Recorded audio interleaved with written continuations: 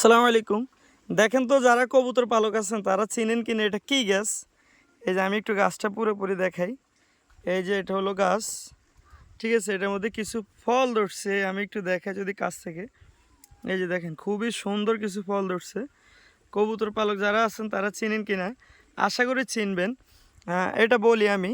এটা আসলে বাজরা গাছ। এই যে দেখাই। এগুলো হচ্ছে বাজরা।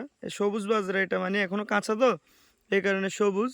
তবে এগুলা পরিপক্ক হলে এগুলা সাদা আকার ধারণ করবে। তো এইদিকে কিছু অলরেডি সাদা হইতেছে এই যে। যাই হোক, তো এটা নিয়ে একটু কথা বলি। আসলে আমি যে কবুতর পালন করি ওদের যে বীজটা, তো বীজটাগুলো আমি আমাদের বাড়ির পাশে আমি এগুলো ফেলছি আর কি। তো ওই বীজটার সাথে হয়তো কিছু বাজরার বীজও ছিল। এই যে নতুন করে একটা হইতেছে। তো ওই বাজরার বীজ থেকে এই গাছটা উঠছে। আমরা সবাই এটাকে ঘাস মনে করে এই গাছটা ধরি নাই।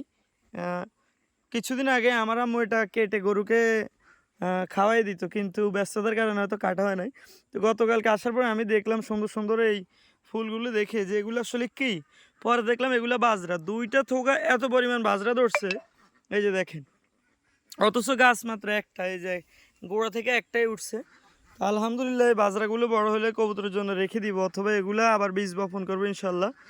আর কেউ কি বাজরা চিনেন কিনা, বা কেউ যদি চাষ করে থাকেন তাহলে তো অবশ্যই চিনবেন। যদি অভিজ্ঞ কেউ হন তাহলে জানান আসলে এগুলো বাজরা কিনা।